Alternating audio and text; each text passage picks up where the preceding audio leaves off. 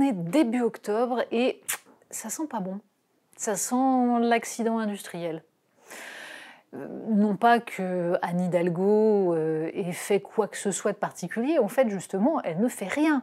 Alors si, on a eu sa proposition sur le doublement du salaire des enseignants qui a fait parler, mais depuis plus rien.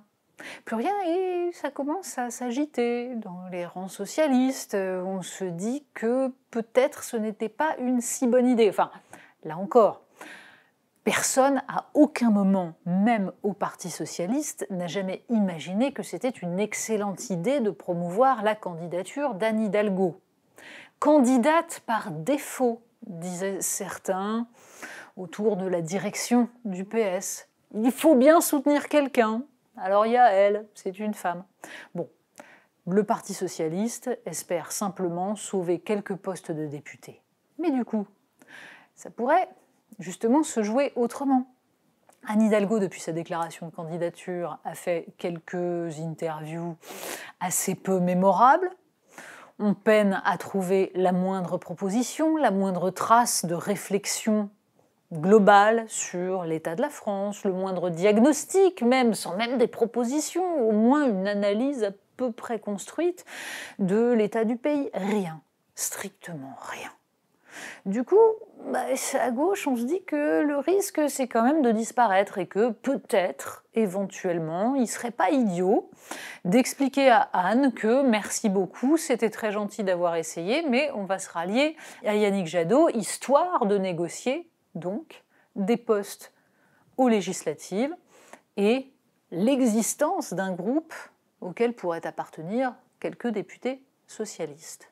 C'est pas très glorieux. Mais de fait, dans la mesure où la social-démocratie qu'incarne Anne Hidalgo et que prétend incarner encore le PS n'a pas produit d'idée depuis très longtemps, on pouvait prévoir que ça allait aboutir à ça. Évidemment, dans ce camp-là, il y en a qui tentent de réfléchir.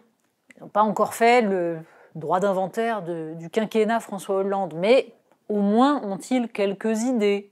On a vu Stéphane Le Foll, le maire du Mans, essayer désespérément d'exister à côté d'Anne Hidalgo. Le rouleau compresseur était total, c'est-à-dire qu'il était écrit que ça devait être elle parce que c'était une femme. Et parce qu'elle est maire de Paris, donc les gens la connaissent.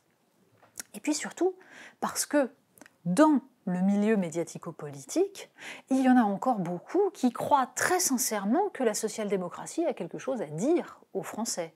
Ils ne savent pas quoi, mais à chaque fois qu'une figure surgit qui pourrait venir sauver cette grande idéologie du XXe siècle, on s'imagine que c'est le Messie. Tout le monde se souvient de Raphaël Glucksmann, attendu, reçu sur France Inter pour la création de places publiques qui devaient être l'espoir à gauche. Certes, Raphaël Glucksmann est au Parlement européen, mais pas grand-chose d'autre. Et puis, il y a eu Laurent Geoffrin qui lançait un groupe de réflexion.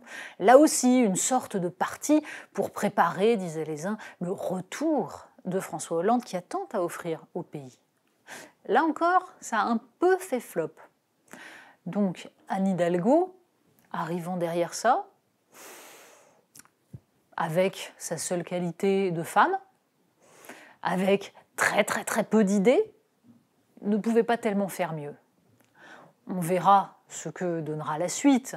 Les plus optimistes expliquent qu'il faut installer une candidature. En fait, elle risque d'être désinstallée avant même d'avoir été installée.